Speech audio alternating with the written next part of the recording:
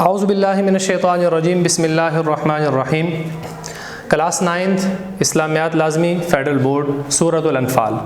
جیسے کہ آپ جانتے ہیں کہ پچھلے کلاس میں ہم نے 2 رکوع کا ترجمہ مکمل کر لیا ہے۔ آج آپ کو بتاؤں گا کہ رکوع کے آخر میں جو الفاظ معنی آتے ہیں اس کو کیسے یاد کیا جاتا ہے، جو مشکل الفاظ معنی ہوتے ہیں، اور رکوع کے آخر میں جو سوالات التمارین میں لکھے ہوئے ہوتے ہیں ان کا جواب آپ نے کیسے دینا ہوتا ہے وہ آپ کو سمجھاؤں گا۔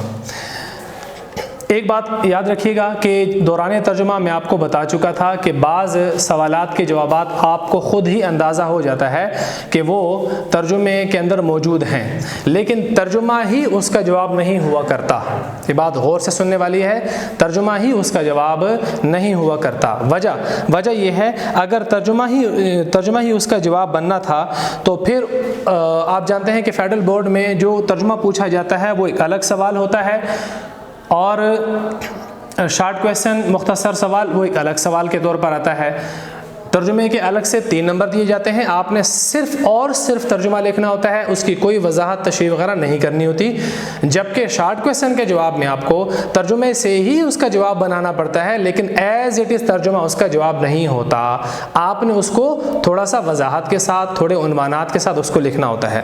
اب ہم آتے ہیں پہلے رکوع سورہ انفال کا جو پہلا رکوع تھا۔ الفاظ معنی پہلے ہم مکمل کر لیتے ہیں، اور دونوں رکوع کے الدرس الاول الف اور الدرس الاول با، اس کے پہلے الفاظ معنی ہم مکمل کر لیتے ہیں، اور اس کے بعد پھر مختصر سوالات و جوابات کی طرف آتے ہیں۔ تو کتاب میں دیکھیے گا، پہلا رکوع آپ کھولتے ہیں تو پہلے رکوع کے آخر میں آپ کو الکلمات والتراکیب نظر آ گیا۔ اس میں جتنے بھی الفاظ لکھے گئے ہیں تو ساتھ میں اس کا معنی موجود ہے۔ یہ تمام کے تمام الفاظ یاد رکھیے بیٹا، آپ کے فیڈرل بورڈ کے پیپر میں جو آبجیکٹیو کا پیپر ہوتا ہے 10 نمبر کا، اس میں ہر سال کم از کم 2 یا 3 الفاظ آتے ہیں، اور اس کے سامنے اس کے 4 آپشن ہوتے ہیں، اس میں سے کسی ایک آپ نے ٹک کرنا ہوتا ہے کہ یہ اس کا جواب ہے۔ لفظ ہوتا ہے، خالی ایک لفظ، عربی کا لفظ ہوتا ہے، اس کا ترجمہ آپ نے بتانا ہوتا ہے صرف، تو کسی ایک پہ آپ نے ٹک کرنا ہوتا ہے۔ یہ والا جو لفظ عربی کا منتخب کیا جاتا ہے، چنا جاتا ہے، یہ ہر رکوع کے آخر میں جو مشکل الفاظ معنی ہوتے ہیں ان میں سے لیا جاتا ہے۔ تو لہٰذا ہر رکوع کے آخر میں الکلمات والتراکیب کے ذیل میں جو الفاظ دیے گئے ہوتے ہیں، یہ سارے وہ الفاظ ہوتے ہیں جو بورڈ میں آپ کے آبجیکٹیو پیپر میں ایک لفظ اور اس کے نیچے 4 آپشن ہوتے ہیں، یہ سارے کے سارے وہ الفاظ ہوتے ہیں، لہٰذا ان کو بہت محنت سے یاد کرنا ہوتا ہے۔ الکلمات والتراکیب آپ دیکھیے گا، الفاظ معنی سب سے ہم پہلے پڑھنا شروع کرتے ہیں۔ الفاظ معنی سورہ انفال کا رکوع نمبر 1، کون سا والا؟ الدرس الاول الف۔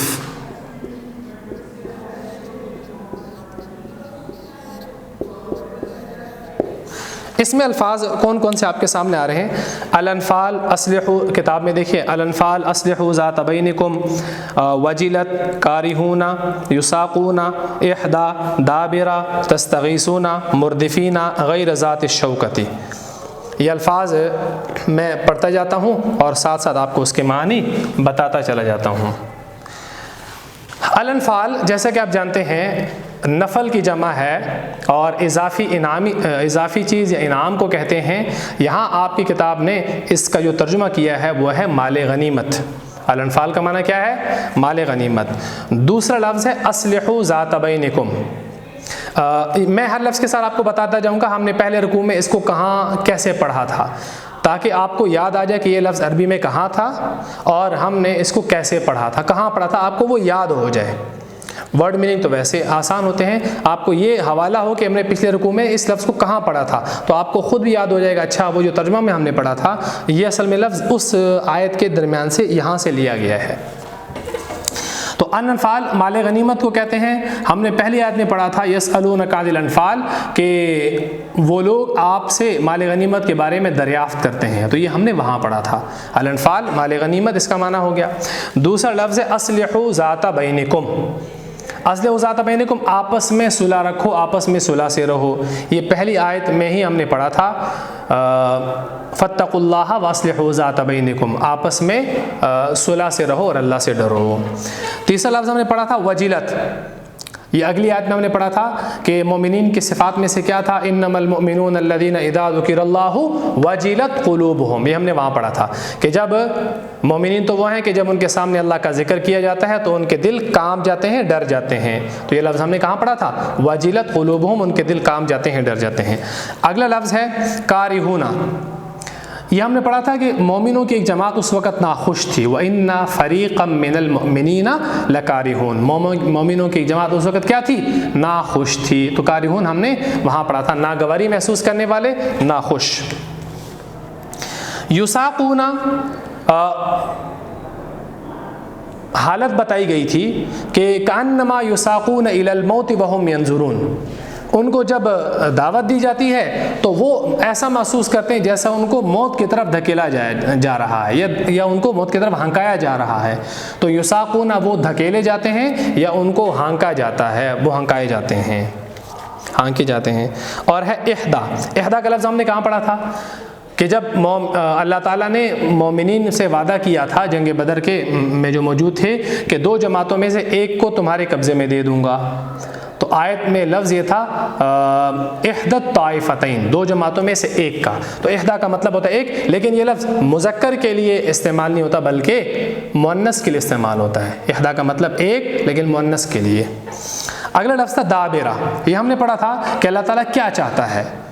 اللہ تعالیٰ چاہتا ہے وَيَقْطَعَ دَابِرَ الْكَافِرِينَ، اللہ تعالیٰ چاہتا ہے کہ کافروں کی جڑ کو کاٹ دے. تو ہم نے وہاں پڑھا تھا دابرہ، جڑ اس کا معنی ہے. اگلا لفظ ہے تستغیثون. مومنین کی جنگ بدر میں جو حالت تھی اس کو بیان کیا ہے کہ مومنین اللہ تعالیٰ سے مدد طلب کر رہے تھے. استستغیثون ربکم، جب تم اپنے رب سے فریاد کر رہے تھے، مدد طلب کر رہے تھے. تو تستغیثون، تم فریاد کرتے تو تم مدد طلب کرتے. مردفین ہم نے پڑھا تھا کہ اللہ تعالیٰ نے وعدہ کیا تھا کہ 1000 فرشتوں کے ذریعے سے تمہاری مدد کروں گا، اور ان 1000 فرشتوں کی صفت اللہ نے بیان کی تھی کہ وہ ایک دوسرے کے پیچھے آنے والے ہوں گے، لگاتار آنے والے ہوں گے. تو مردفین کا معنی لگاتار آنے والے، پے در پہ آنے والے، یکے بعد دیگرے آنے والے، ترتیب سے ایک دوسرے کے پیچھے آنے والے. تو مردفین لگاتار آنے والے. اگلا لفظ ہے غیر ذات الشوکتی. یہ اس قافلے کی صفت اللہ نے بیان کی کہ مومنین جس قافلے کو چاہتے تھے کہ وہ ہم اس پر قبضہ کر لیں، وہ ہمارے قبضے میں آ جائے. غیر ذات شوکت، جس میں کوئی کانٹا، تکلیف، اسلحہ وغیرہ نہ ہو. یہاں تک سمجھ آ گیا. اور اس کے ساتھ ہی الکلمات و تراکیب، الدرس الاول کے جو الفاظ معنی تھے وہ ہم نے مکمل کر لیے. اور اب ہم پڑھتے ہیں الدرس الاول.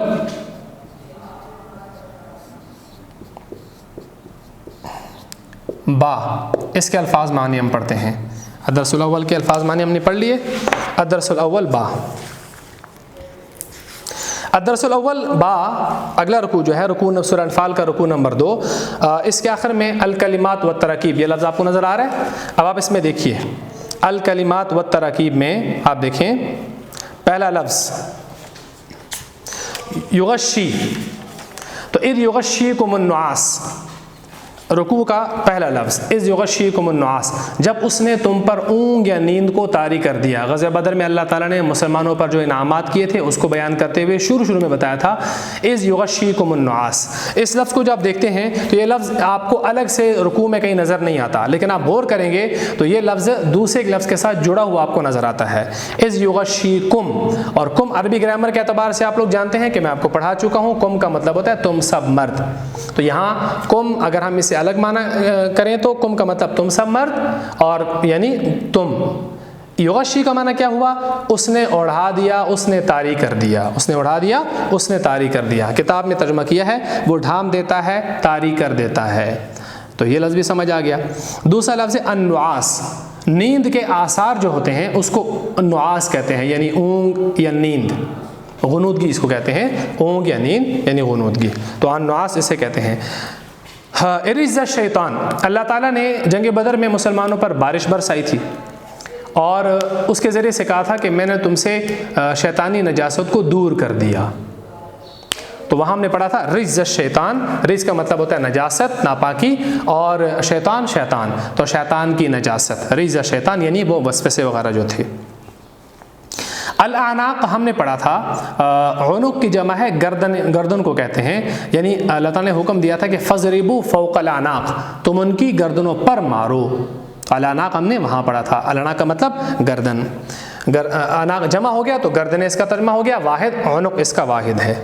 اور بنان، اللہ تعالیٰ کا حکم تھا کہ ان کے ہر ایک جوڑ اور ہر ایک پور پر مارو. وَضْرِبُوا مِنْهُمْ كُلَّ بَنَان، تو بنان کا مطلب ہوتا ہے جوڑ پور، جوڑ اور پور اس کا معنی ہوتا ہے. زحفاً ہم نے پڑھا تھا کہ اللہ تعالیٰ مسلمانوں کو حکم دے رہا ہے کہ جب جنگ میں کافروں کے آمنے سامنے ہو تو اس وقت آپ نے کیا کرنا ہے، پیٹھ نہیں پھیرنا. تو زحفاً کا مطلب لڑائی کی صورت میں، لشکر کشی کی صورت میں. تو زحفاً لشکر کشی کی صورت میں. متحرفاً لقتال اگلا لفظ ہے. ہم نے پڑھا تھا کہ جنگ میں جب کفار کے آمنے سامنے مسلمان ہو جاتے ہیں تو اس صورت میں دو صورتیں ایسی ہیں کہ مسلمانوں کو پیٹھ پھیرنے کی اجازت ہے. ان میں سے ایک صورت یہ تھی متحرفاً لقتال، جنگی چال کے طور پر. کوئی ایسی جنگی چال ہو کہ جس سے دشمن یہ سمجھے کہ یہ تو ڈر کے بھاگ رہے ہیں، اور لیکن آپ کی نیت اور آپ کا ارادہ یہ ہو کہ نہیں، ہم دشمن کو بظاہر کسی چال میں پھنسا کر تو ہم دوبارہ ان پر حملہ کرنے چاہتے ہیں. تو متحرفاً لقتال جنگی چال کے طور پر. اگلا لفظ ہے متحیزاً الی فئۃ، یہ وہ دوسری صورت ہے کہ جس میں جنگ سے پیٹھ پھیرنے کی اجازت دی گئی تھی. متحیزاً ملنے کے لیے، شامل ہونے کے لیے، الی فئۃ جماعت کے ساتھ، لشکر کے ساتھ. تو متحیزاً الی فئۃ کا معنی ہوا کسی فوج سے جا ملنے کے لیے. اگلا لفظ ہے رمیتا. ہم نے پڑھا تھا کہ آپ نبی کریم صلی اللہ علیہ وسلم کے پاس حضرت جبرائیل علیہ السلام تشریف لائے تھے اور آ کر کہا تھا کہ اللہ کا حکم ہے کہ آپ ایک مٹھی میں ایک کنکریاں، ریت وغیرہ کے جو ذرات ہیں مٹی کے، وہ لے کر کفار کی طرف پھینکیں. تو آپ نبی کریم صلی اللہ علیہ وسلم نے ایسے کیا تھا. تو رمیتا کا مطلب تو نے پھینکا، رمیتا تو نے پھینکا. اور اگلا لفظ ہے لیبلیا. یہ سب کچھ اللہ تعالیٰ نے مسلمانوں پر اتنے سخت حالات کیوں آئے؟ تاکہ اللہ تعالیٰ مومنوں کو اچھی طرح سے آزمائے. لیبلیا، تاکہ وہ آزمائے. اور موہنو، ہم نے پڑھا تھا کہ اللہ تعالیٰ نے یہ سب کچھ کیوں کیا؟ تاکہ اللہ تعالیٰ کیا چاہتا ہے؟ ذالکم من اللہ موہن کید الکافرین، اس وجہ سے کہ اللہ تعالیٰ کافروں کی چالوں کو کمزور کرنا چاہتا ہے. تو ہم نے رکوع نمبر سورہ الانفال رکوع نمبر 1 اور سورہ الانفال رکوع نمبر 2، یعنی الدرس الاول الف اور الدرس الاول با، دونوں کے الفاظ معنی آپ کے سامنے میں نے بتا دیے کہ ہم نے یہ الفاظ کہاں کہاں اور کیسے پڑھے تھے. اب ہم پڑھتے ہیں الدرس الاول جو الف ہے، اس کے آخر میں جو سوال جواب ہیں وہ کون کون سے ہیں. اور میں نے آپ کو اس لیکچر کے شروع میں بتایا تھا کہ جو رکوع کے درمیان ہی اس کا جواب موجود ہوتا ہے، لیکن آپ نے اس کو ایک ترتیب سے لکھنا ہوتا ہے. اب ذرا آپ کو وہ ترتیب میں سمجھا دوں کہ وہ آپ نے کیسے لکھنا ہوتا ہے. مثلا ہم جب رکوع کے شروع میں دیکھتے ہیں اس سبق میں مومنوں کی کیا صفات بیان کی گئی ہیں. یہ رکوع نمبر الف جو ہے اس کا پہلا سوال ہے. میں اس کو مختصر کر کے لکھتا ہوں، مومنین کی صفات. یہ ہو گیا ہمارا پہلا سوال. اب جب آپ نے اس سوال کا جواب دینا ہے تو آپ ترجمے کے اندر جا کر دیکھیں سورہ انفال کی آیت نمبر 2 اور آیت نمبر 3، یعنی انما المؤمنون سے لے کر ينفقون تک، یہاں سے اس کا جواب بنایا جاتا ہے. اگر آپ اس کے ترجمے پہ غور کریں تو اس کے اندر 5 صفات بیان کی گئی ہیں. آپ پڑھیں، مومن تو وہ ہیں کہ جب خدا کا ذکر کیا جاتا ہے تو ان کے دل ڈر جاتے ہیں، ایک صفت. جب انہیں اس کی آیتیں پڑھ کے سنائی جاتی ہیں تو ان کا ایمان اور بڑھ جاتا ہے، دو صفات. اور اپنے پروردگار پر بھروسہ کرتے ہیں، 3 صفات. وہ نماز پڑھتے ہیں، قائم کرتے ہیں، 4تھی صفت. اور جو ہم نے مال ان کو دیا ہے اس میں سے نیک کاموں میں خرچ کرتے ہیں، 5 صفت. اب آپ نے اس سوال کا جواب یہاں سے تو آپ کو مل گیا. اب آپ نے کرنا کیا ہے؟ آپ نے اس کو ایسے ہی نہیں لکھنا، بلکہ آپ نے اس کو کس ترتیب سے لکھنا ہے میں ذرا آپ کے سامنے لکھ دیتا ہوں. اس سوال کا جواب آپ نے کچھ یوں دینا ہے. پہلے آپ نے بتانا ہے کہ اس سورہ انفال میں مومنین کی 5 صفات بیان کی گئی ہیں. یہ آپ کا پہلا جملہ ہوگا. سورہ انفال میں مومنین کی صفات کتنی بیان کی گئی؟ 5 صفات. تو پہلی صفت آپ نے کیا کرنا ہے؟ اللہ سے ڈرنا. اللہ سے ڈرنا آپ یوں بھی کہہ سکتے ہیں یا آپ اس کو لکھ سکتے ہیں تقوی. تو اللہ سے ڈرنا یا تقوی. انما المؤمنون الذین اذا ذکر اللہ وجلت قلوبہم، ان کے دل کانپ جاتے ہیں. ابھی جو ہم نے پڑھا نا انما المؤمنون الذین اذا ذکر اللہ وجلت قلوبہم، ان کے دل کام جاتے ہیں، یعنی وہ اللہ سے ڈرتے ہیں. اور دوسرا وَإِذَا تُلِيَتْ عَلَيْهِمْ آيَاتُهُ زَادَتْهُمْ ایمانا، ہم کیا لکھتے ہیں؟ ایمان میں اضافہ. اب یہ جو میں لکھ رہا ہوں یہ صرف عنوان ہے، یہ ہیڈنگز ہیں، صرف عنوان ہے. اور تیسری صفت کیا تھی؟ وَعَلَىٰ رَبِّهِمْ يَتَوَكَّلُونَ، ہم لکھتے ہیں رب پر بھروسہ یا توکل. چوتھی صفت لکھتے ہیں ہم نماز قائم کرنا.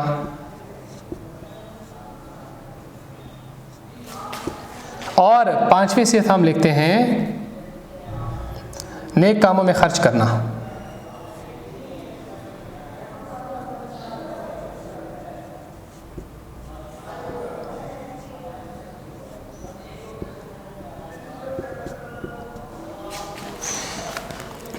بیٹا آپ کے سامنے میں نے پہلا جو سوال تھا ہمارے سورہ انفال کا پہلا سوال کہ مومنین کی کون سی صفات بیان کی گئی ہیں یا کیا کیا صفات بیان کی گئی ہیں، تو سب سے پہلے آپ نے لکھنا ہے جملہ کہ اس سورت میں سورہ انفال میں مومنین کی 5 صفات کل بیان کی گئی ہیں. یہ جو 5 میں نے نام لکھے یہ عنوانات ہیں، ہیڈنگ ہیں. یہ آپ نے مارکر سے موٹا کر کے لکھنا ہے. 1 نمبر 2 3 4 5 آپ نے لکھا اللہ سے ڈرنا، تقوی اختیار کرنا، اور اس کے سامنے آگے چھوڑ کر نچلی لائن میں اس کے بعد ایک لائن میں آپ نے اس کی ایک لائن میں سے وضاحت کرنی ہے کہ مومنین، جو آپ نے ترجمہ پڑھا کہ مومنین تو وہ ہیں کہ جب ان کے سامنے اللہ کا ذکر کیا جاتا ہے تو ان کے دل کام جاتے ہیں. وہی جو ترجمہ آپ نے پڑھا وہی آپ نے لکھنا ہے. یہاں تک سمجھ آ گیا؟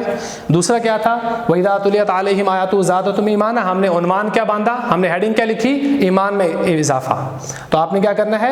اس ایمان میں اضافہ نیچے لکھ کر یہ جو پورا آیت کا ترجمہ ابھی میں نے آپ کے سامنے پڑھا کہ مومن تو وہ ہیں کہ جب ان کے سامنے اس کی آیتیں تلاوت کی جاتی ہیں تو ان کے ایمان اور بڑھ جاتا ہے، ایمان میں اضافہ ہو جاتا ہے. یہ آپ نے لکھنا ہے، کتاب میں یہ ایسے لکھا ہوا ہے. تیسرا وَعَلَىٰ رَبِّهِمْ يَتَوَكَّلُونَ، اور ایمان والے تو وہ ہیں، نچلے لائن میں آپ لکھیں ایمان والے تو وہ ہیں کہ ان کا اللہ تعالیٰ پر کامل ایمان، کامل بھروسہ ہوتا ہے. اور چوتھی صفت کہ وہ نماز کو قائم کرنے والے ہوتے ہیں، اللہ کے حکم سے اس کو بجا لانے والے ہوتے ہیں. اور پانچویں صفت کہ اللہ تعالیٰ نے جو رزق ان کو دیا ہے اس میں سے اس کے حکم کے مطابق اس میں سے خرچ کرتے رہتے ہیں. تو جو اب ایک سوال کا جواب مکمل ہو گیا. اب آپ کو یہاں ایک وضاحت سے بات بتانی ہے. جس سوال کا جواب ان 5 ہیڈنگز اور ہر ایک ہیڈنگ عنوان کے نیچے ایک لائن کی وضاحت کے ساتھ ہوگا، ایسا پیپر جب چیک کرنے والے کے سامنے آتا ہے، وہ فیڈرل بورڈ میں ہو یا وہ آپ کے اسکول کالج میں ہو، تو وہ ٹیچر جو پیپر چیک کرنے والا تھا وہ فوراً سے اس کے اوپر ٹک پھیر کر اس کو آپ کے مکمل نمبر آپ کو دے دیتا ہے. فیڈرل بورڈ کا یہ پیٹرن ہے. لیکن اگر آپ نے اس کے برخلاف صرف ترجمہ لکھا ہوا ہے تو چیک کرنے والا اس ترجمے میں کہ ہر ایک لائن کو پڑھتا ہے کہ اس کے اندر 5 پوائنٹس تھے، آیا اس نے سارے لکھے نہیں لکھے، تو اس میں پیپر چیک کرنے والے کو تھوڑی مشکل پیش آتی ہے. تو جب وہ آپ اس کو اپنے پیپر کے چیک کرنے میں مشکل میں ڈال دیتے ہیں تو وہ آپ کے ساتھ کیا ہے کہ آپ کے نمبر دینے میں بھی آپ کو مشکل میں ڈال دیتا ہے. میرا مطلب تو آپ سمجھ ہی گئے ہوں گے کہ پھر اس کے ہاتھ میں کیا ہوتا ہے جو وہ آپ کے ساتھ کر سکتا ہے. اس کے ہاتھ میں سرخ قلم ہوتا ہے اور اس کی مار وہ آپ کو دے سکتا ہے. تو لہٰذا آپ ان تمام چیزوں سے بچنے کے لیے اپنے اسکول کالج لیول پہ اور بورڈ کے لیول پہ ان تمام ایسی غلطیوں سے بچنے کے لیے اس کا بہترین طریقہ یہ ہے کہ آپ نے ہر ایک جو آپ کے سامنے سوال ہوگا اس کو آپ نے ایسے عنوانات کی مدد سے حل کرنا ہے. تو جس سوال کا جواب ایسے عنوانات کی مدد سے دیا گیا ہوگا اس کو بظاہر دیکھنے میں، اس کی پہلی نظر میں دیکھتے ہی وہ سوال چیک کرنے والے کی نظروں میں بھا جاتا ہے اور وہ اس کو دیکھتے ہی اس کا دل کرتا ہے کہ اس بچے کو اس کے پورے نمبر دے دیے جائیں. تو پہلا سوال آپ کو سمجھ آ گیا. اس پیٹرن پر دوسرا سوال بھی ہم حل کرتے ہیں. تو دوسرا سوال کے ہمارے سامنے کیا ہے؟ دوسرا سوال اسی رکوع نمبر 1 کا وہ ہے کہ 2 گروہوں سے کیا مراد ہے. 2 گروہوں سے کیا مراد ہے. اب اس سوال کا جواب ہم کہاں سے بناتے ہیں؟ تو ہم دیکھتے ہیں، آپ اپنے سامنے کتابیں کھولیے، آیت نمبر 7. آیت نمبر 7 وَإِذْ يَعِدُكُمُ اللَّهُ إِحْدَى الطَّائِفَتَيْنِ. یہاں سے ہم اس رکوع کا اس سوال کا جواب تلاش کرتے ہیں. اب یہاں پر بریکٹ کے اندر لکھا ہوا تھا اس سوال کے ترجمے میں ابو سفیان اور ابو جہل کے 2 گروہ، بس یہی لکھا ہوا ہے. ظاہر بات ہے آپ سے ترجمہ تو نہیں پوچھا گیا، آپ سے تو رکوع کے سوال کا جواب پوچھا گیا ہے، ترجمہ تو نہیں پوچھا گیا۔ اب آپ نے کیا کرنا ہے کہ سب سے پہلے یہ جو سوال آپ سے پوچھا گیا،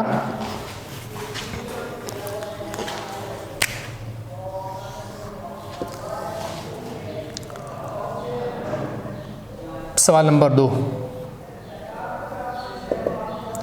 دو گروہوں سے مراد۔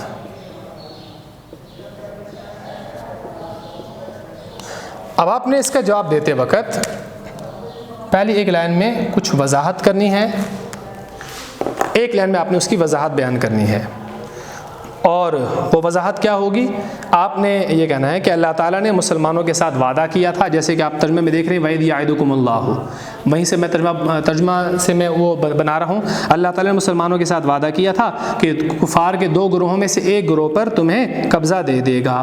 مسلمان اس جماعت کو چاہتے تھے جس میں کوئی تکلیف، کانٹا، اسلحہ وغیرہ نہ ہو، اور جبکہ مسلمان ایسے جماعت کو چاہتے تھے اللہ تعالیٰ کافروں کی جڑ کو کاٹ ڈالنا چاہتا تھا۔ اور دو گروہوں سے مراد دو لشکر ہیں۔ اب آپ نے یہ کہا دو گروہوں سے مراد دو لشکر ہیں، تو اب آپ نے وہ لشکر کے نام، عنوان یعنی ہیڈنگز کی مدد سے لکھنے ہیں۔ پہلے آپ نے لکھنا ہے ابو جہل کا جنگی لشکر، ابو جہل کا جنگی لشکر۔ اب آپ نے اس کے سامنے پھر ایک دو لائنوں میں اس کی وضاحت کرنی ہے، وہ میں بتا دیتا ہوں۔ دوسرا آپ نے اس کے سامنے لکھنا ہے ابو سفیان کا تجارتی قافلہ۔